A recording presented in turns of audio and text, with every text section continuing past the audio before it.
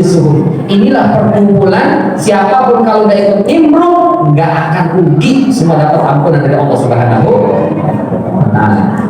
Jarak antara bumi dengan matahari dengan langit pertama itu 500 tahun perjalanan. Disebut dengan buraq, dari kata bar itu artinya kilat. Itu lebih cepat daripada cahaya. Itu ada dua peristiwa besar yang sangat berat buat Nabi kita Muhammad SAW. Apa itu? Amul Huzni, tahun kesedihan. Allah datangkan malaikat Jibril, jemput nabiku ini, ajak dia melakukan peristiwa Isra, artinya berjalan di malam hari dari Masjidil Haram ke Masjidil Aqsa. Mi'raj artinya naik, menaiki tangga dari Masjidil Aqsa naik ke Sidratul Muntaha. Nabi kita Muhammad SAW diperjalankan oleh Allah Subhanahu wa Ta'ala Isra dan Mi'raj. Yang pertama adalah sebagai bentuk hiburan. Sholat.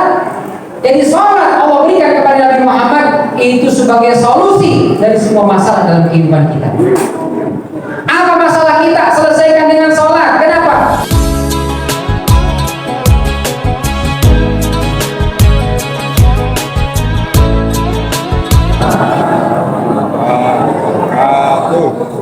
Alhamdulillah wassalatu wassalamu ala Rasulillah wa ala alihi wa ashabihi wa mawala la haula wa la quwwata illa billah. Amma ba'd, fa inna asdaqal hadithi kitabullah wa khairal hadi hadi Muhammadin sallallahu alaihi wasallam. Yang sama-sama kita hormati dan muliakan Pak Lurah kita, Pak Adi Mustafa, yang semakin hari semakin ganteng. Udah layak nambah lagi. Amin. Ilmunya kita doakan semoga sehat terus insyaallah. Juga yang sama-sama kita hormati dan muliakan orang tua sekaligus guru kita Pak Haji Sanusi, semoga Allah selalu menjaga beliau, lindungi beliau dan berikan kesehatan selalu insyaallah. Amin. Juga guru-guru kita Ustaz Abdul Manan serta para asatidz semua, semoga Allah selalu sehatkan insyaallah. Jadi Ustaz, alhamdulillah kita didoain terus. Iya. Kita kata udah banget, disuruh ceramah masih bisa. Karena banyak yang doain. Alhamdulillah. Panitia terutama yang paling doain kan, mudah-mudahan sehat. Minimal sampai malam ini aja, besok kita serada. Besok ada lagi soalnya yang doain, tebet besok malam lagi. Alhamdulillah, ada aja terus yang doain. Kalau udah gak ada yang doain itu udah rada kecil kita, udah takut dah. Juga bapak ibu yang duduknya sudah mulai pada doyong, ada yang doyong ke depan, ada yang doyong ke belakang, ada yang mau ngapa duduknya dah. Dari seluruh biji atau pisang itu nggak apa-apa. Mudah-mudahan datangnya semua kita mendatangkan keberkahan insyaallah. Cuman duduk jangan terlalu khusyuk Pak, khusyuk banget dulu deh. Begitu buka salapnya hilang, begitu kebuka lumpuh itu bersih nggak kulitnya Pak. Khusyuk boleh, terlalu khusyuk yang jangan. Saya kalau mau jamaah umrah tuh pas tawaf saya bilang, Bapak Ibu silahkan tawaf sekhusyuk mungkin, tapi jangan terlalu khusyuk saya bilang. Kenapa? Karena kalau terlalu khusyuk bahaya. Dia bukan baru pertama kali lihat Ka'bah, saking khusyuknya tuh tawaf jalan tuh. Alhamdulillah. Buruk aja sambil nangis. Begitu dia angkat kepala, dah, rombongan gua mana ini? Kehilangan rombongan Pak. Itu kalau udah nyasar keder, nuturinnya susah sana hati Pak. Masya Allah. Khusyuk boleh, terlalu khusyuk jangan. Ikuti kajian khusyuk bagus, terlalu khusyuk lama-lama tidur. Ustaznya mau kecil hilang. Bukan ustaznya yang hilang, nyawa kita yang udah mulai separuh. Gak apa-apa sambil ngantuk-ngantuk, tapi ngantuknya di masjid insya Allah mendatangkan keberkahan. Kenapa? Karena para malaikat semua ngedoain. Malaikat turun, Allah Subhanahu wa Ta'ala sampaikan, ya malaikatnya hamba-hamba sedang berkumpul di rumahku. Mereka bermunajat, mereka memohon ampun, mereka beristighfar, mereka membaca ayat-ayat suciku. Maka saksikan hai para malaikat, inni qad ghafartu lahum. Saksikan semua yang hadir di sini telah aku ampuni dosa dan kesalahannya. Amin ya rabbal. Ini bukan kata Ustaz, kata Nabi sallallahu alaihi wasallam, inni ushidukum anni qad ghafartu lahum. Saksikan semua yang hadir telah aku ampuni dosa dan kesalahannya. Cuma yang dihapuskan adalah dosa, utang mah belum. Jadi besok kalau dia nagih utang belum bayar tetap. Lalu malaikat protes, ya Allah, inna fihim laisa minhum. Tapi nggak semua datang untuk ngaji ya Allah. Ngapain? Tahu, baru datang langsung jadi bodoh kan? Dari situ. Ini bagaimana nih ya Allah? Ada yang baru datang, baru datang sampai kok. Oh, kok pekongkok.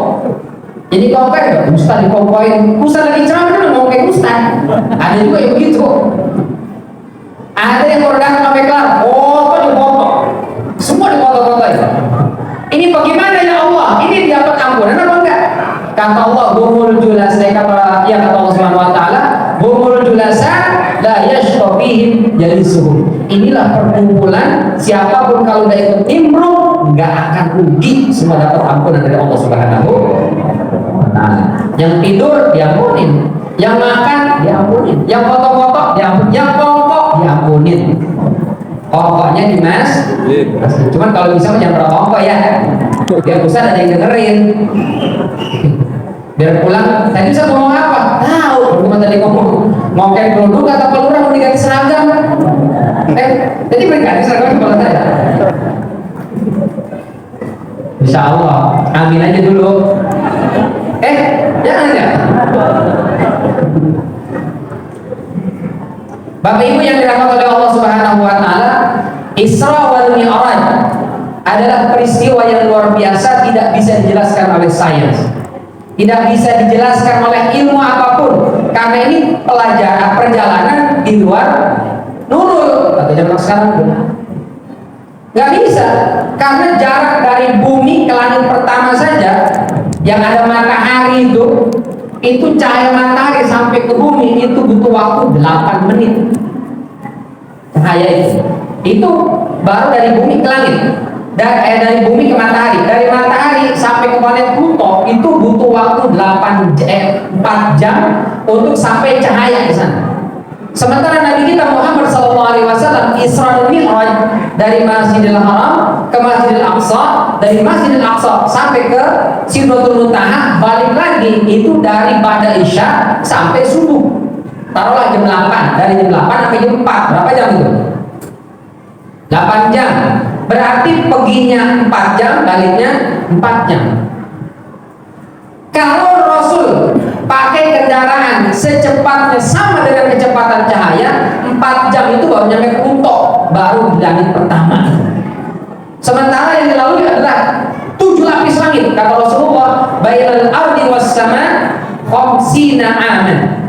Jarak antara bumi dengan matahari dengan langit pertama itu 500 tahun perjalanan. Habis itu ke langit kedua begitu lagi, ke langit ketiga, ke langit keempat, terus sampai ke langit ketujuh. Itu Rasulullah SAW kalau pakai kecepatan kendaraannya seperti cahaya itu nggak nyampe langit ketujuh. Maka Allah berikan kendaraan yang melebihi kecepatan cahaya, disebut dengan buraq, dari kata bar. Bar itu artinya kilat. Itu lebih cepat daripada cahaya. Kata Rasulullah, bar itu ma fawqal himar dunal bighal. Ukuran badannya itu dia lebih besar daripada keledai, lebih kecil daripada bighal. Bighal itu hasil perselingkuhan antara kuda dengan keledai. Jadinya bighal. Ke kuda kagak, ke keledai juga kagak. Tengah-tengah dia, namanya bighal. Bukan boker. Meskipun mirip-mirip, kayaknya boker itu dari kata bagel itu, bighal itu. Sekali langkah itu sejauh mata memandang. Dan kalau dia melewati jalan yang turun, kaki depannya itu memanjang. Kalau dia menaiki jalan yang mendaki, kaki belakangnya yang memanjang. Sehingga Rasulullah SAW di atas buraq itu tidak pernah dia miring, tidak pernah doyong ke belakang, itu lempeng terus. Luar biasa. Ini bisa kalau Bapak Ibu mempelajari Rasul SAW, saya selalu sampaikan, pelajari sirah itu minimal 2 kitab. Apa itu? Yang pertama nama kitabnya Ar-Rahim Al-Makhtum. Itu karangan Syekh Sofi Rahman Al-Mubarakpuri. Ini baca, pelajari, karena menjelaskan sirah Nabi itu dari Rasul lahir, bahkan sebelum lahir sampai Rasulullah meninggal, termasuk peristiwa Isra Mi'raj. Yang kedua, nama kitabnya Syama'il Muhammadiyah atau Syama'ilun Nabi, karangan Abu Isa At-Tirmidzi. Ini dua-duanya udah ada terjemahannya. Kalau Syama'ilun Nabi bukan ngomongin sejarah, ngomongin fisik Rasul. Rasul itu tingginya berapa senti kira-kira, rambutnya bagaimana, pipinya, kalau senyum ada lesung pipinya, itu adanya di kitab Syama'ilun Nabi. Ah Ustaz, kalau tembak senyum ada lesung pipinya mah itu nenek saya kayak ada tuh lesung pipi. Cuma dia mah senyum kagak senyum kayak tetap baik, ada lesungnya, itu bukan lesung, namanya kepot. Bahu Rasulullah seperti apa, perut Rasulullah bagaimana, itu semua ada dalam kitab Syama'ilun Nabi. Nah, kita kalau belajar Isra Mi'raj, kemana bacanya? Jangan Syama'ilun Nabi, bacalah nama kitabnya Rahiqul Makhtum. Udah diterjemah bahasa Indonesia. Kenapa kitab ini? Karena kitabnya cuma segini nih, bahasa Arabnya segini, tebalnya bahasa Indonesianya segini. Cuman satu doang kitabnya, satu jilid. Kalau baca Sirah Ibnu Hisham, Sirah Ibnu Ishaq itu segini bukunya, lihatnya doang udah ngap. Tapi kalau Rahiqul Makhtum cuma satu. Nah, di situ menjelaskan bagaimana gambaran buruk itu seperti apa, kecepatannya luar biasa, masya Allah. Dan dijelaskan juga kronologisnya. Sebelum terjadi peristiwa Isra Mi'raj, itu ada dua peristiwa besar yang sangat berat buat Nabi kita Muhammad SAW. Apa itu? Rasul ditinggal oleh dua orang yang sangat peduli, cinta, sayang, dan menopang dakwah Rasulullah. Siapa itu? Yang pertama, pamannya Abu Thalib. Abu Thalib masih hidup, orang kafir Quraisy, gak ada yang berani sama Rasul. Mereka berani dari jauh, berani cuma ngata-ngatain, berani cuma ngebully, tapi fisik gak ada yang berani. Kenapa? Hormat, takut sama Abu Thalib. Siapa Abu Thalib? Kenapa dihormati? Abu Thalib bukan pejabat, orang kaya raya, bukan. Lalu kenapa dihormati dan disegani? Abu Thalib itu yang pegang kunci Ka'bah. Artinya Abu Thalib itu juru kunci Ka'bah, maka beliau sangat dihormati dan dimuliakan. Kalau zaman sekarang istilahnya pengurus masjid, DKM. Zaman jahiliyah DKM dihormati luar biasa, petuahnya didengar, instruksinya diaminkan, kata-katanya jadi pegangan. Dulu zaman jahiliyah. Zaman sekarang, bang ketua DKM.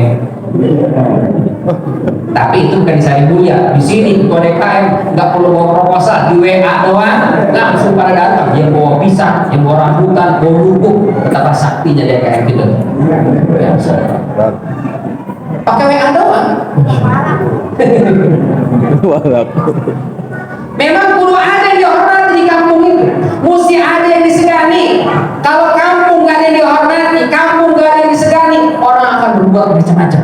Orang akan berbuat semena-mena. Tapi kalau dia dihormati, ada yang disegani, kita semua akan hormat, kita semua akan rukun. Insya Allah pemilu, biar kata beda-beda pilihannya, aman kampung kita insya Allah. Amin. Nah, gara-gara beda pilihan tadi kata Pak Lurah, berantem, apalagi laki sama bini. Waduh. Sampai ada istilah tuh katanya, kau bener apa kagak? Hoax atau enggak? Enggak tahu ya. Ria Ricis sama Sirian kenapa sih cerai? Gara-gara Ria Ricis 02, Rian 01 gitu. Apa? Tapi di sini nggak ada yang begitu ya? Ada nggak? Silakan gunakan hak pilih Bapak Ibu semua. Jangan netral. Kenapa? Netral itu kalau kita bawa mobil, nih gigi nih kita pasang netral, itu jalan nggak dengan mobil? Kita injek kok, udah kemana-mana dia. Diem baik di situ, cuma berisiknya doang. Masukin gigi 1, gigi 2 dan seterusnya. Jadi jangan netral, gunakan hak pilih kita. Disinilah kesempatan kita bisa memilih pemimpin yang cakep, pemimpin yang amanah, pemimpin yang jujur, pemimpin yang baik. Kita semua punya kesempatan itu. Jangan kita cuek, jangan kita golput, pilih. Kenapa? Karena pemimpin kita itu akan menentukan kebaikan bangsa ini. Kalau saya jauh-jauh, kalau Pak Lurah hadir di majelis seperti ini, kira-kira RT RW pada nongol nggak? Oh. Akan nongol di absen ini tadi tuh. Coba Ustaz, mana berani ngabsenin RT RW? Tapi kalau Pak Lurah yang hadir, dia absenin satu-satu.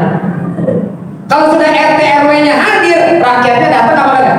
Warganya datang apa enggak? Datang, minimal 2-3 biji orang dah. Jadi kalau pemimpinnya baik, pemimpinnya cinta dengan masjid, pemimpinnya cinta kepada Allah dan Rasulnya, insya Allah umatnya akan ke bawah.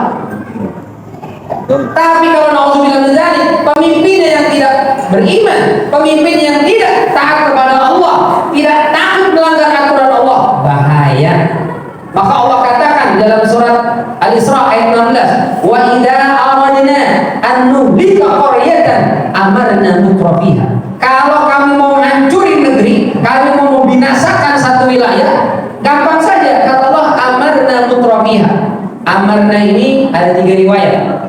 Pertama kata Sa'id bin Jubair, amarna ini artinya kami suruh orang-orang yang hidupnya gemerlap, orang-orang yang hidupnya mewah itu untuk taat kepada Allah. Kalau mereka taat, bencana nggak datang. Tapi fafasaqu fiha, kalau mereka berbuat dosa maksiat, bencana musibah malapetaka akan datang.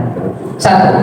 Yang kedua, kata Imam Qatadah, amarna itu artinya amarna, kami bikin banyak. Artinya kalau Allah menghancurkan suatu negeri, kata Allah, kami bikin banyak orang-orang yang brengsek, kami bikin banyak orang-orang yang tidak taat kepadaku, sehingga mereka karena banyak ada temannya berbuat maksiat juga jadi nyaman karena ada temannya. Orang kalau berbuat dosa maksiat sendirian takut gak? Takut. Tapi kalau ada temannya berani. Korupsi kalau sendirian takut, maka ngajak-ngajak yang lain biar ketahuan. Oh dia bongkar lu kan ikut juga waktu itu, lu juga kan, akhirnya kagak berani Pak. Nauzubillah. Yang ketiga kata Ibnu Ambari, amarna di situ artinya amarna dikasih tasydid. Apa artinya? Amarna, kami jadikan orang-orang brengsek, orang-orang yang tidak taat kepada Allah, orang-orang yang ambisius dengan harta, kemewahan dan kemegahan menjadi para pemimpin negeri ini. Karena mereka adalah orang yang tidak takut kepada Allah, maka mereka tidak takut kepada rakyat. Gimana Allah yang ditakutin? Bagaimana dengan rakyat? Bagaimana dengan kita orang biasa? Bagaimana kita orang rakyat jelata? Allah yang maha kuasa saja enggak. Maka dampaknya kemaksiatan akan merajalela di mana-mana. Perbuatan-perbuatan hina, perbuatan akan tersebar di mana-mana. Akhirnya itu yang mengundang bencana. Maka keikutsertaan kita dalam pemilu bukan cuma sekedar nyoblos, tapi kita ingin negeri ini menjadi baldatun thayyibatun ardun ghafur. Allah hadirkan pemimpin-pemimpin yang amanah, pemimpin-pemimpin yang baik, pemimpin yang taat kepada Allah, takut akan siksa Allah, sehingga Allah bantu bisa menyejahterakan kita semua insyaallah. Amin ya rabbal alamin. Baik, kita balik tadi. Abu Thalib ketika beliau masih hidup tidak ada orang yang berani dengan Rasulullah. Main fisik nggak ada yang berani. Ngata-ngatain dari jauh doang. Begitu Abu Thalib meninggal, orang sudah berani main fisik. Di akhir hayat, sebelum Abu Thalib meninggal, Rasul datang. Lalu Rasul membisikkan ke telinga Abu Thalib, qul la ilaha illallah kalimatan wahajju laka biha indallah yaumil qiyamah. Pamanku, tolong sebelum kau meninggal ucapkan kalimat la ilaha illallah. Kalimat itu besok aku akan minta mohon kepada Allah agar kau diselamatkan dari siksa neraka. Ini syariat kepada umat kita, kalau orang sedang mau meninggal atau sakratul maut, untuk ditalkinkan. Diapain Pak? Talkin. Manusia bayi begitu lahir itu disunahkan untuk diazankan. Supaya apa? Kalimat pertama yang masuk ke telinga anak manusia adalah kalimat la ilaha. Begitu orang sedang sakratul maut, sebelum dia meninggalkan dunia, talkinkan, perdengarkan ke telinganya kalimat la ilaha. Tapi ada beberapa hal yang mesti diperhatikan.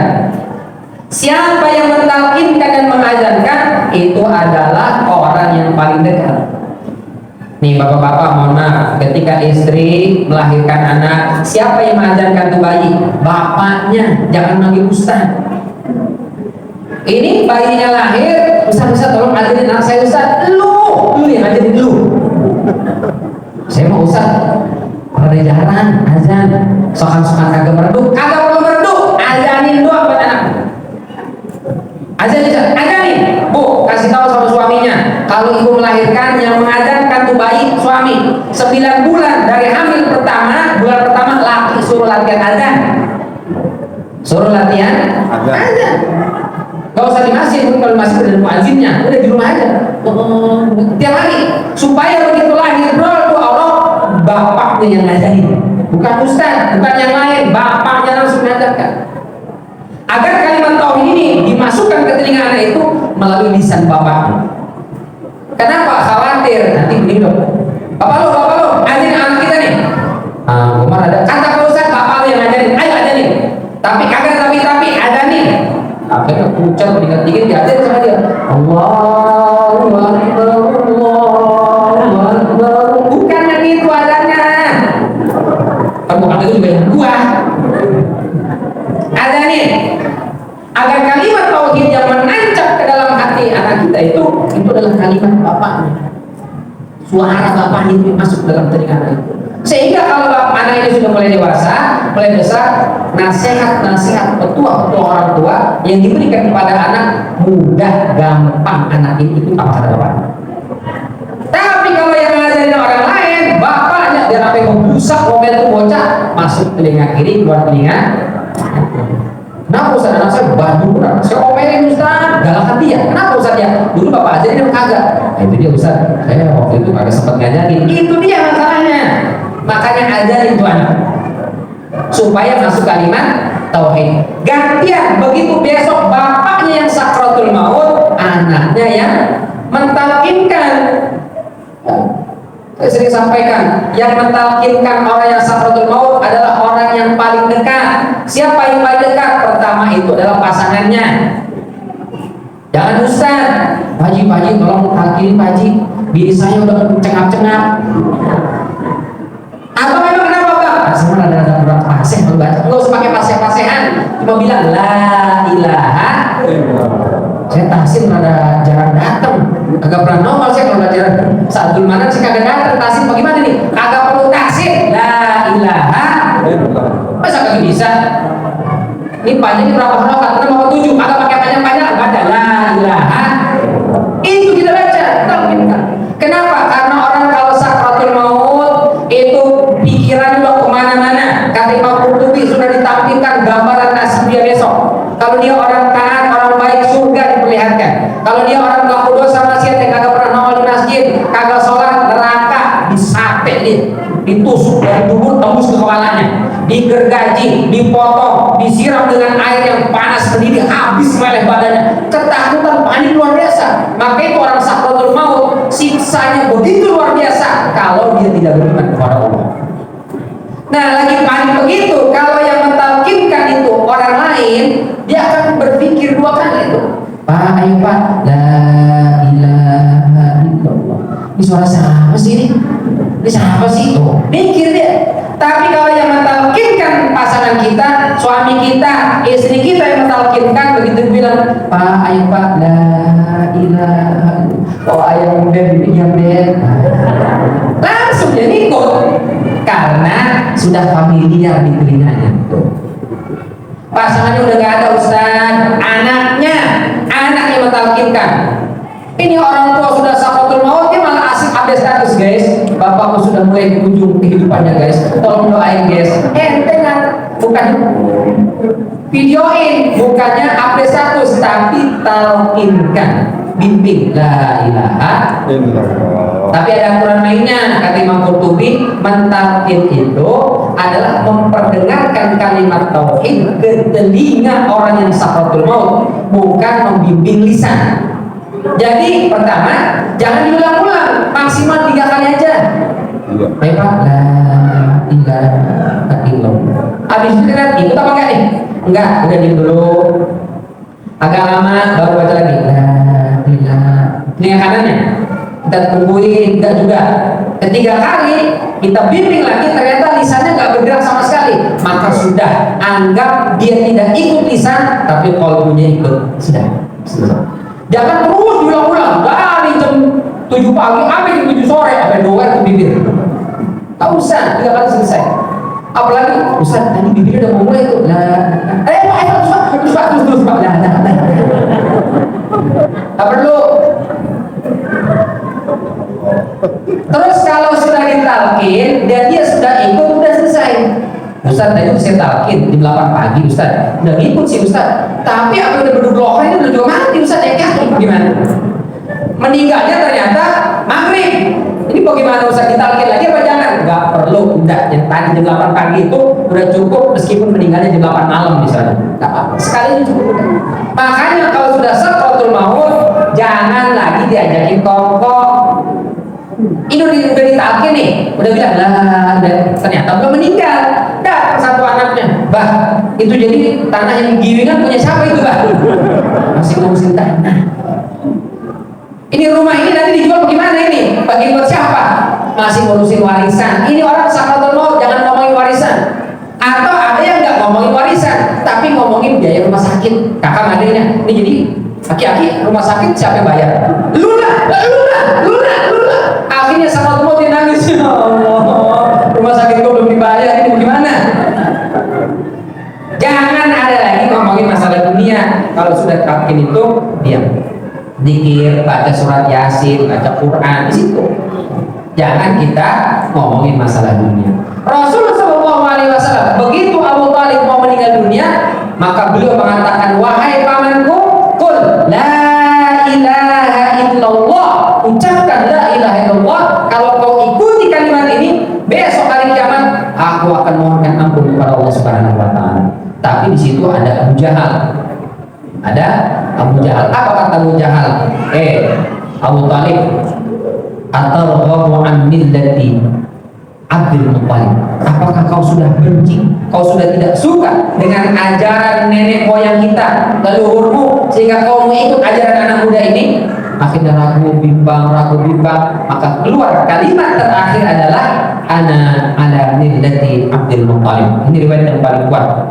Kata Abu Talib, aku tetap berada dalam ajaran Abdul Muttalib. Maka sedih, sakit hati Rasulullah, paman yang berjuang untuk dirinya, paman yang telah mengorbankan harta, tenaga, pikiran, bahkan siap pasang badan untuk membela dakwah Rasulullah SAW, meninggal tidak dalam kondisi beriman. Maka kata Rasulullah, la astaghfiranna laka ma la yunha anhu. Wahai paman, aku akan mohonkan ampun kepada Allah selama aku tidak dilarang. Lalu turunlah surat At-Taubah ayat 113, maka lin nabi walladzina amanu ay yastaghfiru lil musyrikin walau kanu uli qurba min ba'di ma tabayyana lahum annahum ashabul jahim. Tidak boleh buat nabi orang beriman memohonkan ampun untuk orang-orang yang mati dalam kondisi syirik, dalam kondisi tidak beriman, meskipun kerabat, tetangga atau orang terdekat. Tidak boleh. Ustaz, tetangga kita itu Kristen Ustaz, mati, boleh gak kita ucapin inna lillahi wa inna ilaihi raji'un? Boleh gak? Boleh, inna lillahi wa inna ilaihi raji'un boleh. Tapi jangan ditambahin Allahumma ighfir lahu warhamhu wa'afihi anhu, gak boleh. Atau semoga Allah ampuni dosa-dosanya, gak boleh. Semoga diterima di sisi Tuhan, gak boleh. Cukup inna lillahi wa inna ilaihi raji'un, selesai. Kalau mau tambahkan turut berbela sungkawa, ya boleh, apa-apa. Tapi kalau mohonkan ampun nggak boleh. Apa itu jadi nggak peduli Ustaz sama tetangga? Peduli kita. Ya cukup kita ucapkan innalillahi, saya turut berbela sungkawa atau turut sedih. Udah selesai. Nggak perlu kita mohonkan ampun. Kenapa? Allah yang larang, nggak boleh. Nabi aja dilarang, apalagi kita. Nggak perlu kita datang orang bunga. Semoga Allah ampuni dosa dan kesalahannya ya. Karena itu sudah ketentuan dari Allah Subhanahu wa taala. Ustaz, masalahnya di waktu hidup Ustaz, itu kalau ilmu kita Ustaz, bacaannya, ucapan Ustaz, kata-katanya lebih fasih daripada orang Islam. Assalamualaikum, padahal non muslim. Itu bagaimana Ustaz? Kita jawab jangan. Jawab jangan Bapak Ibu.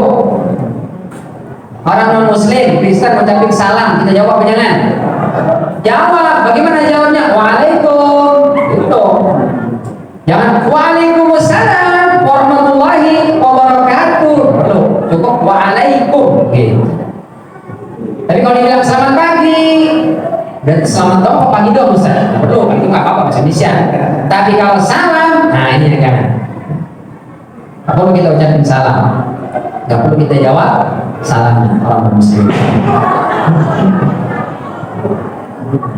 Tapi tidak mengganggu hubungan baik kita kepada tetangga. Ustaz yang kalau datang itu Ustaz, Masya Allah, Assalamualaikum, ya Allah mudah-mudahan sehat ya, mudah-mudahan Allah berikan karunia keberkahan. Doa terus kita Ustaz bagaimana? Ya nggak apa-apa, alhamdulillah kita doain. Tapi bukan berarti kemudian nggak mau negor, nggak mau senyum ke tetangga yang non muslim. Nah itu bukan adab Islam. Kita meskipun dia non muslim, meskipun tetangga kita beda agamanya, tetap tegur sapa, tetap berbuat baik. Rasulullah SAW kalau masak beritakan kepada Bunda Khadijah, wahai istriku banyakin kuahnya bagi tetangga kita itu. Padahal mereka tidak muslim kasih. Jadi kalau ibu masak banyakin kuahnya, tapi ini adalah bahasa kiasan. Maknanya bukan kuahnya doang, sama isinya juga. Jangan kuahnya habis bibir. Ikannya cuma 2 biji, benar biji banget. Sayur asam kuahnya banyak. Hijaunya cuma 3 biji. Tanyakin maksudnya ya. Kita berikan kepada tetangga, jangan kuah doang. Ini kuah apa ya? Kuahnya kosong 3. Tapi ini kan bening emang bening kuahnya. Tulangnya agak ada. Kata Ustaz soalnya dibanyakin kuahnya. Ini kiasan. Maksudnya kita banyakin kalau masak lalu berikan kepada tetangga. Tapi dalam urusan akidah tidak ada kompromi. Baik, meninggal Abu Thalib. Gak lama setelah itu ada riwayat mengatakan 2 bulan, ada yang mengatakan sebulan setelah Abu Thalib meninggal. Gak lama kemudian meninggal Ibunda Khadijah. Siapa Ibunda Khadijah? Ibunda Khadijah bukan sekedar istri Rasulullah, tapi lebih dari itu, beliau adalah pengayom, beliau adalah penopang, beliau adalah donatur, beliau adalah sekretaris, beliau adalah orang yang membiayai dakwah Rasulullah SAW. Maka Ibunda Khadijah adalah saudagar kaya yang ada di Mekah. Sampai ada riwayat mengatakan, ini duit yang berputar di kota Mekah itu sepertiganya punya Ibunda Khadijah. Pak, ini duit nih di Sari Mulia berputar ini sepertiganya punya bini kita. Kira-kira gimana coba? Tanah sebelah sana punya bini kita, yang sebelah sana punya bini kita, yang sebelah sana punya bini kita. Gimana tuh kira-kira Pak? Tapi biarpun kaya raya Ibunda Khadijah, nggak pernah kepada Nabi Muhammad SAW bersikap lebih tinggi. Bukan karena Ibunda Khadijah saudagar kaya, orang yang kaya raya, hartanya berlimpah lalu manggil suaminya, bang, silakan. Ibunda Khadijah sangat hormat kepada suami, sangat sayang, santun, taat kepada suaminya, masya Allah. Maka ketika Ibunda Khadijah masih hidup, ini selalu kita sampaikan, Rasulullah nggak pernah nikah lagi. Selama Ibunda Khadijah masih ada, Rasul nggak pernah nikah. Ini yang sering jadi dalil ibu-ibu, Pak, Bapak mau nikah lagi nggak Pak? Mau apa kagak? Ya gimana ya Mak? Mau apa enggak? Kalau Mama izinin mau enggak? Nah, kalau Mama izinin sih mau Mak. Tapi ada satu syarat Pak. Apa syaratnya? Tolong jadikan Mama seperti Khadijah. Maksudnya apa Mak? Langkahi dulu mayat gue. Sebenarnya mengancam. Boleh ibu kita dijadikan seperti Khadijah oleh suaminya, tapi perbuatan tindak tanduk juga mengikuti Ibunda Khadijah. Rasul pulang dari Gua Hira, bayangkan di Gua Hira malam-malam sendirian ketemu makhluk yang belum pernah dilihat. Tiba-tiba mendekat Rasulullah mengajarkan surat Al-Alaq ayat 1 sampai 5. Takut dari Gua Hira Rasul lari dengan wajah pucat ketakutan. Begitu sampai rumah, zambiluni, selimut saya, muka pucat ketakutan. Apa yang dilakukan oleh Ibunda Khadijah? Ibunda Khadijah peluk suaminya itu. Kalau sudah itu beliau selimuti Rasulullah, beliau siapkan teh hangat kalau bahasa kita, air minum yang hangat diberikan kepada Rasulullah. Suaminya pulang dalam kondisi kebingungan, pucat pasti. Ibunda Khadijah tidak keluar satu kata sekalipun. Dia melayani dan memeluk suaminya. Kira-kira bisa gitu nggak Bu? Laki kita pulang panik dari luar nih sampai ke rumah. Saya mau tidur. Kira-kira apa kata Ibu? Tidur dulu, apa sih? Satu. Yang kedua ada apa sih? Ada apa? Ngomong. Galakkan dia. Udah ngomong sama aku ya? dicecar dengan pertanyaan. Mestinya Pak Bu, tunggu laki kita adem dulu, tenang dulu. Nanti kalau udah tenang, dia akan cerita sendiri. Rasulullah kemudian akan cerita kepada Ibunda Khadijah setelah itu melakukan dengan baik. Tapi kalau dicecar pertanyaan, panik duluan laki-laki. Bohong lagi. Belum ngomong aja udah bohong di dalam. Akhirnya tuh laki jadinya bohong. Dari mana? Bisa rapat sama RT. RT di mana? Rapatnya? Itu tadi dapat RT. Gak tahu RT mana dia. Banyak rapat aja juga. Ibunda Khadijah luar biasa. Kaya raya, dan mohon maaf ya, kalau sudah saudagar di Arab itu kaya raya. Orang Arab itu tajir, bukan cuma tajir, tapi melintir tajirnya. Kenapa? Mereka bisnisnya ekspor impor, bukan jualan duku, jualan rambutan, bukan, antar kampung, bukan, tapi jualan pakaian, jualan makanan dalam jumlah besar, ekspor ke Yordania, ekspor ke Yaman, impor dari Palestina, impor dari Yaman, begitu.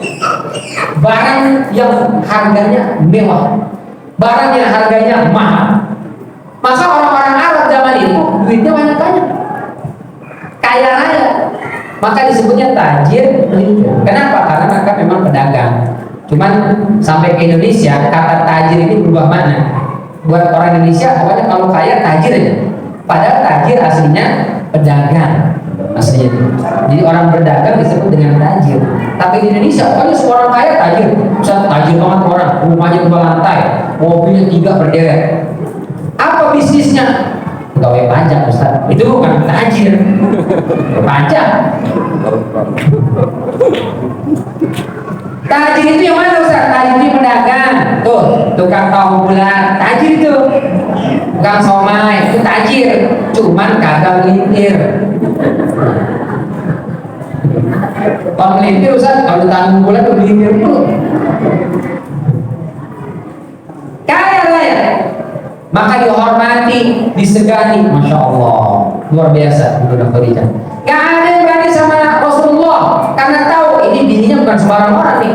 Maka Abu Thalib hidup, Ibunda Khadijah hidup, orang Mekah gak ada yang berani main fisik pada Rasulullah. Tapi begitu Abu Thalib meninggal, begitu Ibunda Khadijah meninggal, mereka bukan cuma mencaci Nabi kita, bukan hanya memaki, memfitnah, tapi mereka sudah berani meludahi wajah Rasulullah.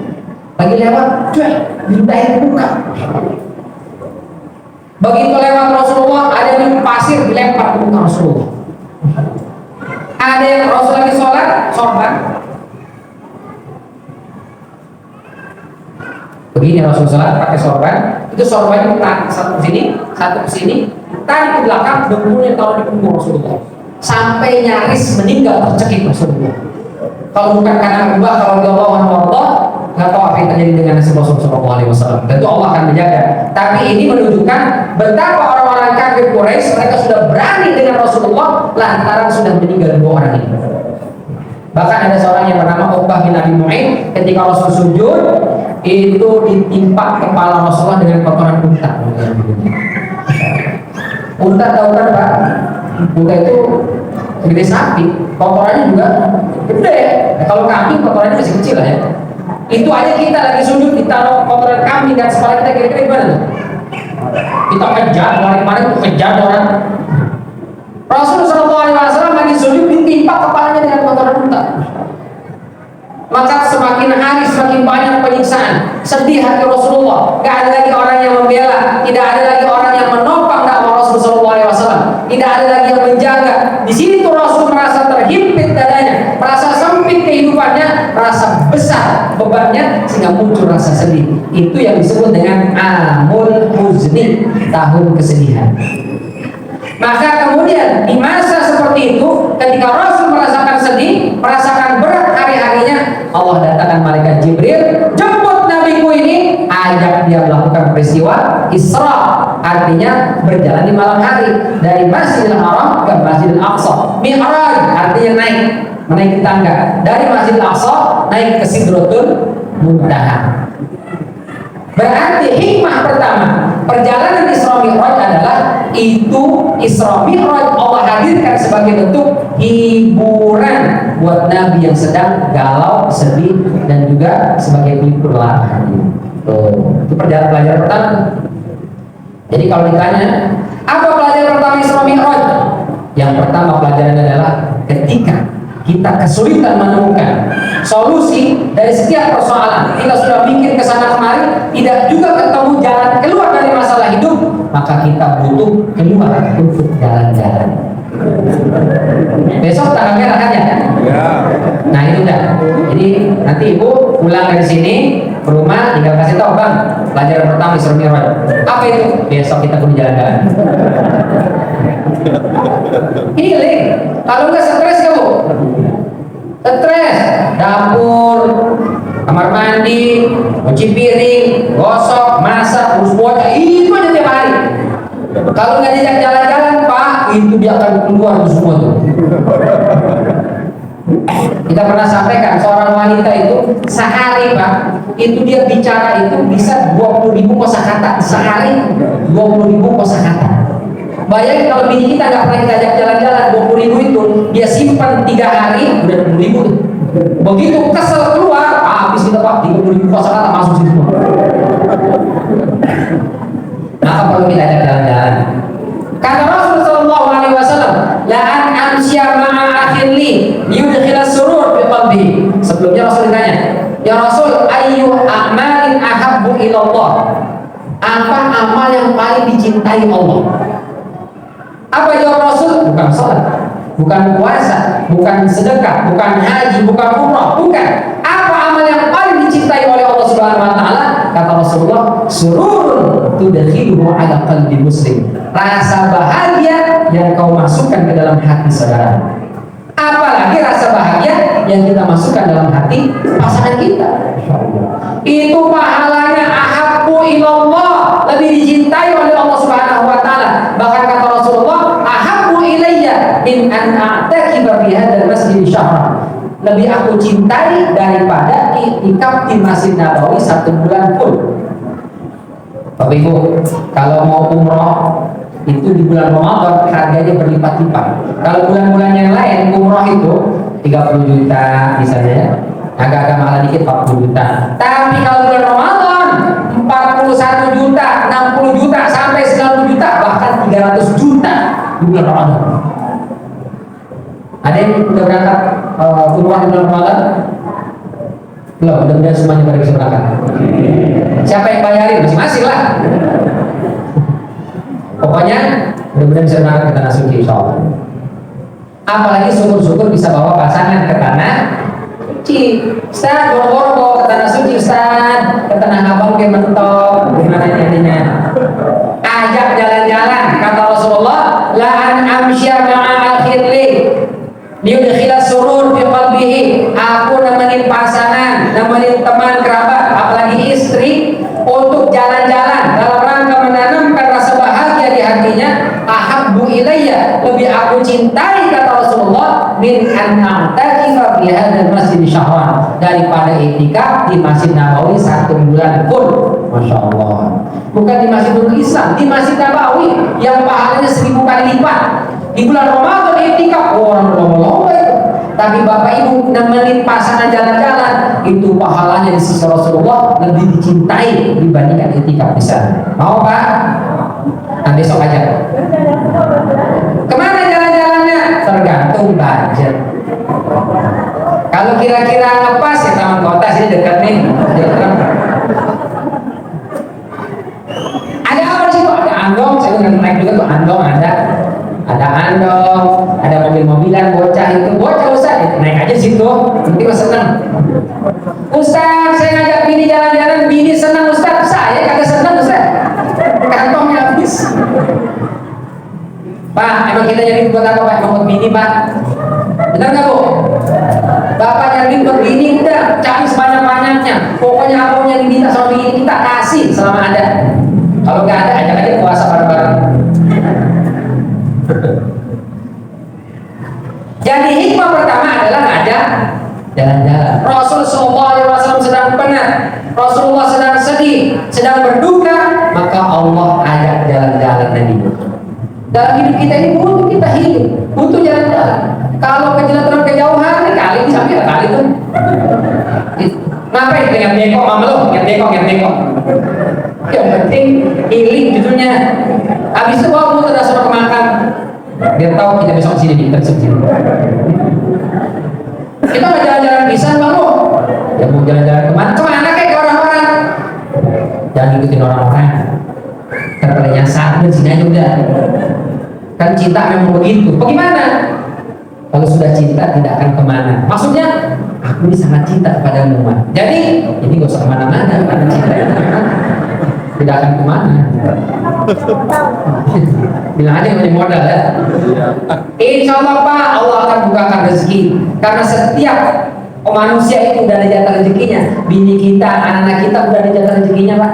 Cuma dititipin lewat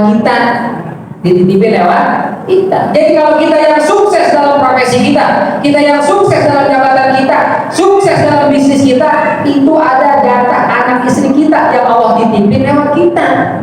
Maka jangan pelit, jangan Pak, berikan sebanyak mungkin kalau bisa. Setuju nggak Bu? Tapi kalau ini sudah dikasih sama suaminya masih nyerocos juga, awas Bu.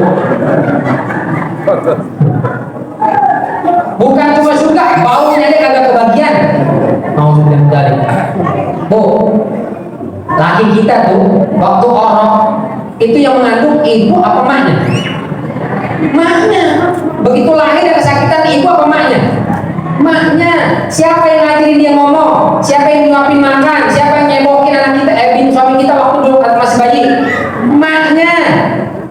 Siapa yang netein waktu bayi ya? Siapa yang netein laki kita waktu bayi? Maknya. Siapa yang nyekolahin? Maknya. Begitu dia udah sukses, begitu dia dapat pekerjaan, dapat gaji, siapa yang terima gaji? Maknya dari mana? Dirinya. Maknya harus bagian mulu. Malu, ini kita belum ngasih sama orang tua ya. Hitung-hitung kayaknya nggak cukup, bulan depan aja bagaimana? Bulan depan. Di bulan depan ditanya lagi, ada nggak? Kayaknya nanggungnya dalam besok lagi lebaran, habis lebaran aja lebaran kita kasih. Begitu lebaran, ada nggak duitnya? Boro-boro buat ngasih orang tua, kayaknya kita juga kurang dikit. Akhirnya kagak ngasih. Marah nggak orang tua? Kesel nggak orang tua? Dia yang penting lihat anaknya, mantunya pada sehat, pada senang, pada bahagia, bajunya cakep-cakep, orang tua udah bilang alhamdulillah. Maka itu kalau ada seorang istri, suaminya sudah memberikan segala-galanya, sudah diberikan sesuai dengan kemampuannya, masih ada nunjak, masih ada merocos untuk suaminya, jangankan surga kata Rasulullah, baunya aja gak dapat. Kalau kentut dapat tuh bau kentut, juga gak dapat. Jadi kalau kita ingin diperlakukan seperti Bunda Khadijah, maka berakhlak juga seperti Bunda Khadijah. Masya Allah, kaya dia, terhormat, terpandang. Suaminya mohon maaf bukan orang kaya raya, tapi kalau sudah jadi suaminya, maka dia hormat beri biasa, nunduk dia. Kalau perlu kata Rasulullah, kalau dibolehkan saya memerintahkan manusia untuk sujud kepada manusia, aku perintahkan kepada kaum perempuan untuk sujud kepada suaminya. Sujud, cuma nggak boleh sujud kepada manusia, sujudnya kepada Allah Subhanahu wa Ta'ala. Setuju nggak Bu? Mulai enggak sekarang ibu. Tadi dia jalan-jalan semangat, oh, setuju. Sekarang udah mulai, Ustaz udah mulai lain sini-sini, menjadi kita. Ibu-ibu saya sampaikan waktu pernah ya, diberikan kemampuan oleh Allah sehari mengeluarkan 20.000 kosakata. Ini 20.000 kosakata bukan buat laki, buat anak Bu. Supaya anak cepat pintar ngomong, diajarin ngomong, ya, diajarin bicara, dibawa ke sini, bawa ke situ, supaya anak cepat bisa ngomong. Bukan dipakai 20.000 buat ngomong-ngomong suaminya. Tapi bapak-bapak kalau suami banyak bini kita banyak terocos, maklumin aja karena memang sudah begitu padatnya payah. Pokoknya rumusnya kalau suami bini kita lagi ngomel, itu jurusnya adalah diam. Jurusnya adalah diam. Iya. Daripada kalau kita ngebantah, kita lawan tuh ngomong, dua aja kemungkinannya. Kalau nggak tambah salah, kalah kita. Tapi kalau nggak kalah, salah ya. Mendingan udah diam aja. Kalau perlu minum obat tidur. Apa saya usah di rumah saya usah. Siap. Gak apa-apa, gak Udah dengerin. Ya, jangankan kita Pak. Umar bin Khattab. Ya kata Rasulullah, yafiru minhu syaitan, setan tuh hibrid, lari. Setan takut sama Umar bin Khattab. Tapi ada sahabat datang ke rumah Umar, Assalamualaikum, Umar gak jawab. Assalamualaikum, Umar gak jawab. Sampai 3 kali akhirnya begitu orang. Lama Umar keluar, tadi sampai ya, ngetok pintu saya, ada apa sini? Gak jadi Umar, sini ada apa? Gak jadi, sini ada apa? Ini Umar, tadi saya sebenarnya pengen nanya apa? Rumah saya bini itu cerewet teman-teman, pusing kepala saya mau nanya sama sampean, gimana cara ngadepin bininya cerewet. 3 kali saya ketuk rumah sampean, ternyata sampean nggak keluar. Begitu saya dengerin, ternyata sampean lebih parah bininya di dalam. Tapi saya dengar Umar, tidak ada satu patah kata pun yang keluar dari mulutmu, meskipun begitu dahsyat istri menyerang dengan kata-kata. Apa jawab Umar? Dia yang sudah mengandung anak kita, dia yang sudah melahirkan anak kita, dia yang membesarkan anak kita, dia yang mandiin anak kita. Zaman dulu, zaman sekarang mau bapaknya suruh mandiin. Gak tau kalau orang enggak ya makanya. Dia yang sudah membesarkan anak-anak kita, dia yang melayani kita. Kalau dia marah, dia kecewa, dia yang luapkan emosinya, biarkan saja. Nanti kalau sudah selesai, capek sendiri nggak? Capek sendiri nggak Pak? Capek sendiri, udah capek, udah baru deh kita ajak mau ngebasok kan? Nggak mau. Udah, cewek aja cewek, ayo makan bakso. Kalau udah kelar, nyerocosnya. Tapi kalau belum kelar nyerocosnya, dia makan bakso, bisa jumpain kita Pak. Bisa kita balikin tuh meja, bisa kita balikin tuh mangkok. Pokoknya tunggu sampai kelar baru. Kita balik tadi. Jadi Nabi kita Muhammad SAW diperjalankan oleh Allah Subhanahu wa taala Isra dan Mi'raj. Yang pertama adalah sebagai bentuk hiburan. Ini menandakan apa? Bahwa sekelas Nabi kita saja menghadapi persoalan dalam hidupnya. Maka apatah lagi kita, orang biasa, masalah kita pasti ada. Tidak ada di dunia ini manusia yang tidak punya masalah. Tidak ada di dunia ini manusia yang tidak punya persoalan hidupnya. Semua kita pasti punya. Ada yang gak punya masalah dalam hidupnya? Yang gak punya masalah ada? Yang sedikit banget masalahnya? Berarti banyak semua nih. Kamu gak bermasalah semua. Semua kita punya masalah. Tapi ingat, masalah manusia yang paling besar adalah Nabi kita Muhammad SAW. Apa masalah kita? Gak punya orang tua. Nabi Muhammad lahir dengan punya orang tua. Apa masalah kita? Gak punya saudara. Nabi Muhammad sebatang kara, gak punya kakak, gak punya adik, sendirian. Apa masalah kita? Ditinggal pasangan. Ibunda Khadijah yang menjadi penopang beliau, menjadi pembela beliau, meninggal di pangkuan suaminya. Nabi Muhammad menyaksikan istrinya meninggal. Apalagi masalah kita? Ditinggal anak. Nabi Muhammad semua anaknya kecuali Fatimah Zahra meninggal. Yang pertama Abdullah meninggal usia belum sampai 2 tahun. Al-Qasim begitu juga meninggal. Siapa lagi? Zainab meninggal. Rasul masih hidup meninggal. Siapa lagi? Ruqayyah, Ummu Kulthum, semuanya meninggal. Rasul masih ada, menyaksikan satu persatu anaknya meninggal. Cuma satu yang terakhir meninggal adalah Fatimah Zahra. Maka ketika Rasul mengatakan tahun ini aku akan meninggal, itu menangis kejar Fatimah Zahra. Kenapa? Karena nggak ada lagi saudarinya, nggak ada lagi keluarganya, ibunya sudah meninggal, kakak-kakaknya meninggal semua, yang tersisa ayahnya Nabi Muhammad SAW. Maka begitu Rasul bilang, aku tahun ini meninggal, nangis kejar. Tapi kemudian disampaikan, Fatimah jangan menangis. Kenapa? Karena engkau awwalu ahli baiti luhuqan bi. Karena dari keluarga aku yang masih ada ini, yang pertama nyusul setelah aku meninggal adalah engkau. Langsung tersenyum sumringah. Alhamdulillah. Kita kira-kira bisa gitu nggak Pak? Kita lagi nalkinin bapak kita, ibu kita misalnya, alhamdulillah. Sebelum meninggal dia bilang, Tong, jangan sedih ya Tong, jangan nangis ya Tong. Emang kenapa Pak? Besok habis bapak meninggal dulu ya duluan. Kira-kira kita apa itu bapak kita? Mati aja, ya ngajak lagi. Tapi Fatimah Zahra begitu dikatakan, kau yang akan pertama nyusul, wah dia sumringah. Iman sudah sampai ini. Apalagi masalah kita, apa nggak punya duit? Rasul Shallallahu Alaihi Wasallam itu saking nggak ada duitnya, batu nih 3 biji masukin ganjil sini. Begitu sholat Allahu Akbar kata-kata, Allah itu kata-kata. Umar kaget, Rasul kok ada bunyi kata-kata di mulutmu? Itu tulang iga patah atau gimana? Kata Rasul, tidak Umar, ini adalah 3 biji berganjil. Kenapa kau taruh batu di situ ya Rasul? Terus saya 2 hari belum makan. Itu kalau nggak diganjel batu suka bunyi dia. Kalau diganjel batu nggak bunyi. Masya Allah, nangis semua sahabat itu. Ya Rasul, kenapa nggak ngomong ya Rasul? Kita bisa membuat kau menjadi manusia paling kaya. Kau butuh apa? Kemewahan, harta, jabatan, rumah yang bagus, kendaraan, makanan, kami akan berikan. Kata Rasul, enggak. Biarkan aku hidup dalam kondisi sederhana. Kalau kita ngeluh dengan kemiskinan, nanti kita lebih miskin. Apalagi masalah kita, tetangga jahat, tetangga kunci, julid, apalagi punya teman kalau datang minta rokok dulu, agak pernah mengasih.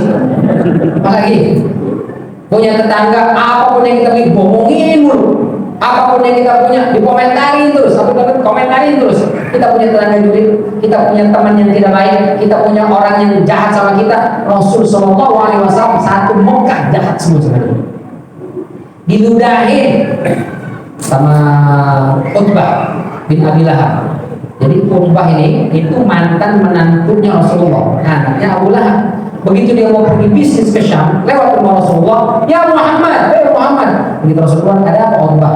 Diludahin di muka Rasulullah. Kafartu bin najmi idza hawa, aku kafir terhadap surat An-Najm. Lalu dia pergi ke Rasul kata, Allahumma shalli alaihi kalban min kilalika. Ya Allah, binasakan di orang, matikan tuh orang dengan anjing dari anjing-anjingmu ya Allah. Maka begitu dia melakukan perjalanan menuju Syam itu, di tengah perjalanan malam hari mereka bikin tenda, itu datang segerombolan serigala, ngejar semua itu. Tapi orang semua lari nggak dikejar, ini cuma satu ngejarnya adalah Utbah bin Abi Lahab. Diterkam, cabik-cabik, matilah orang. Jadi kalau kita punya masalah, semua masalah dalam hidup kita nggak ada apa-apanya dibandingkan Rasul Shallallahu Alaihi Wasallam. Semua masalah yang kita punya ada sama Rasul. Tapi apa yang Allah berikan kepada Nabi kita untuk menyelesaikan masalah hidupnya? Diajak jalan-jalan dari Isra Mi'raj, pulang bawa oleh-oleh apa? Salat. Jadi salat Allah berikan kepada Nabi Muhammad itu sebagai solusi dari semua masalah dalam kehidupan kita. Apa masalah kita? Selesaikan dengan sholat. Kenapa? Ketika engkau sholat, sujud, keningmu menempel dengan tanah, keningmu menempel dengan tempat sujud, itu arsy bergetar. Kau berbisik ke tanah, suaramu terdengar sampai ke langit. Adukan semua masalah hidup kita. Jangan ceritakan masalah hidup kita dengan update status. Itu bukan cara yang diajarkan Rasulullah SAW. Entah mana lagi ada masalah, berusaha untuk tetap tersenyum meskipun hati sedang terluka. Habis itu nggak ada yang like, ada yang komen. Orang nggak ada yang komen ya. Ini nggak tahu aku lagi punya masalah. Akhirnya update status lagi lebih dahsyat lagi. Biarkan semua anjing menggonggong, kafilah tetap berlalu. Akhirnya tetangga lu bilang gua anjing loh, apa lo? Datang lagi ke tetangganya. Jangan update status WA, jangan update status Instagram, jangan update status medsos untuk menunjukkan kehidupan kita. Bahkan Bu, mama ibu nih, senang aja Bu, itu jangan update status Bu. Punya suami udah ganteng, baik hati, bersyukur kepada Allah, alhamdulillah. Punya suami silakan, tapi jangan puji di media sosial, update status WA. Punya suami udah ganteng, baik, yang malam itu dikasih duit, diajak jalan, diajak jajan, dibeli baju setiap bulan. Mohon aku sesari mulia, nggak semua seberuntung ibu. Begitu baca, laki dia, enak banget ini laki dia ya. Akhirnya besok datang, Assalamualaikum, Assalamualaikum. Ada apa Bu? Bapak ada. Ada urusan apa Bapak? Hati-hati, disitulah mulai benih-benih pelakor. Siapa yang mengundang? Ibu. Dengan dibuka di update status. Senang ada jalan update status, apalagi susah. Karena orang tidak akan peduli dengan nasib kita. Tentang-tentang bahagia update status, itu ada betapa banyak mata-mata julid, mata-mata yang gak suka. Motor baru, paling juga ngomong itu, Taruhan yuk, dulu 3 bulan apa 6 bulan ditarik pakai proyektor. Taruhan dipakai taruhan Pak. Kita jangan ada status, jangan umbar kebahagiaan, apalagi kesedihan. Jangan. Cukup adukan kepada Allah ketika kita sholat, sujud adukan kepada Allah Subhanahu Wa Taala. Nanti Allah yang akan memberikan solusi. Maka Allah katakan wasta'inu bis-sabri was-shalah. Mintalah kalian pertolongan kepada Allah dengan sabar dan sholat. Kenapa sholat? Kata Allah wasjud waqtari, sujud kau mendekat kepadaku. Nah kita nih rumusnya ya, kedekatan melahirkan kemudahan. Kita nih kalau dekat sama orang, kira-kira urusan digampangin apa disusahin? Gampang. Kita datang ke kelurahan, bikin KTP, ketemu sama Pak Lurah. Pak Ustadz, ada apa Ustadz? Ini mau perpanjang KTP, udah Ustadz balik aja. Nanti dia diurusin. Kalau udah jadi, tinggal kita kirim. Tuh. Kenapa? Karena kenal sama Pak Lurah. Coba kalau udah kenal Pak Lurah, bolak-balik, jadi. Besok ya Pak, besok ya. Tapi kalau kita dekat, melahirkan kemudahan. MK bisa keluar dalam semalam kelar urusan karena dekat. Kedekatan melahirkan kemudahan. Itu dengan manusia. Bagaimana kalau kita dekatnya dengan Allah? Allah pemilik segala-galanya. Kita dekat dengan Allah, apa masalah kita yang tidak terselesaikan? Apa beban hidup kita yang tidak bisa diringankan oleh Allah? Maka mintalah kepada Allah. Lagi senang sholat, lagi susah tetap sholat. Jangan lagi senang kelihatan di masjid, begitu lagi susah. Kok nggak pernah kelihatan di masjid bang? Lagi susah. Emang kalau gua susah ada yang peduli sama gua? Emang kalau lagi susah gua mau sholat ke masjid dapat duit gua? Emang ada yang kayak utang gua? Udah ke jalan pinjol, ini pinjol, mau pinjol nggak pinjol? Jadi kalahkan dia tuh. Memang kita sholat tidak lantas membuat kita kaya, tidak lantas membuat kita langsung jadi pejabat, bukan. Sholat adalah untuk menenangkan hati, mendamaikan jiwa. Mungkin masalah yang Allah berikan ini di situ ada kebaikan untuk kita, maka jangan tinggalkan sholat. Sholat Bapak Ibu, sesulit apapun, sesibuk apapun, sholat jangan sampai ditinggalin. Ustaz, saya lagi sibuk Ustaz. Ngapain sibuknya? Ini Ustaz lagi masak. Boleh nggak Ustaz kelarin dulu masak kalau sholat? Boleh tuh. Ibu lagi masak jam 12 tuh, ya Allah ini belum matang. Tapi udah keburu johor. Ini kita matiin kompornya, kita tunda dulu masaknya, sholat apa lanjutin masak baru sholat? Lanjutin masaknya, nanti bantu itu. Nanti basi dia, selesaikan sampai mantap, baru ibu sholat. Kecuali bapak-bapak. Kalau bapak-bapak udah tinggalkan. Bapak kagak masak dini. Bapak kenapa nggak sholat? Ini saya lagi masak, Ustaz. Yuk saya apa? Tidak di situ. Kecuali emang bapak juga chef, bapak yang masak, silakan itu.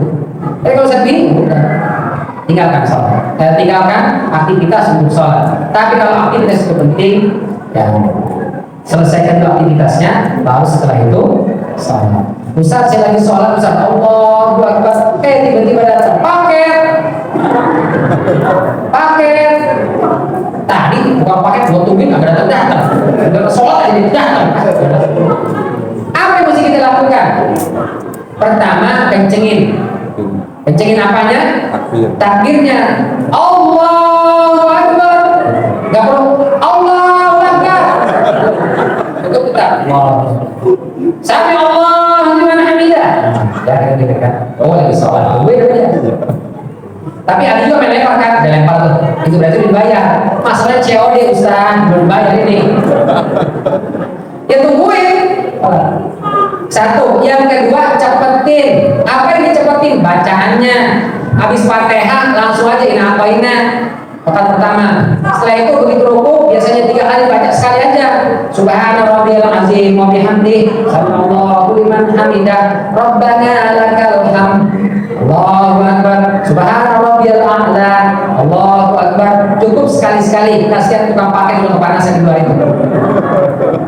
Yang ibu tapi ya kalau bapak-bapak kan di masjid aman. Ibu di luar. Ustaz gara-gara tukang paket saya lupa Ustaz. Allahu Akbar. Udah itu rakaat kedua, 3 ini. Tukang paket sih. Tukang paket disalahin.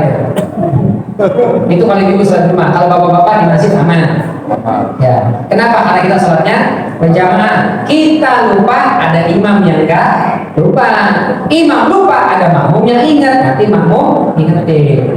Makanya saya selalu sampaikan, mohon maaf kalau jadi imam itu gerak apa takbirnya menyesuaikan dengan jumlah rakaat. Kalau udah tahiyat terakhir, duduk terakhir, sujud terakhir, mau tahiyat terakhir, mau ya takbirnya itu disesuaikan gitu. Ini kan udah selesai nih, sujud, mau bangun, mau tahiyat terakhir, itu takbirnya Allahu Akbar. Jangan Allahu Akbar. Imam perasaan udah terakhir nih, mau panjang mana itu takbirnya? Akhirnya begitu dia diri, imam ini kan dulu. Jadi sesuaikan. Kalau udah terakhir udah selesai, Allahu Akbar. Yang lupa aja, menolak terakhir, takbir begitu tuh. Kode. Dan juga lantangkan suara takbirnya. Ya, ada bapak jadi imam, bacanya pelan. Atau kadang-kadang dia sholat berjamaah masbuk dia, imam udah kelar, dia masih sholat. Datangnya lain masuk, ditepok. Ini biar kata sholat sunnah, itu harus jadi imam. Ya. Dia masih tahu, saya bukan sholat zuhur, saya sholat ba'da zuhur. Tapi kalau sudah diangkat jadi imam, tetap dia harus jadi imam. Nah kalau sudah jadi imam, dia tetap sebagai imam. Allahu Akbar, Allahu liman hamidah, dengan suara lantang dan Allah. Allah.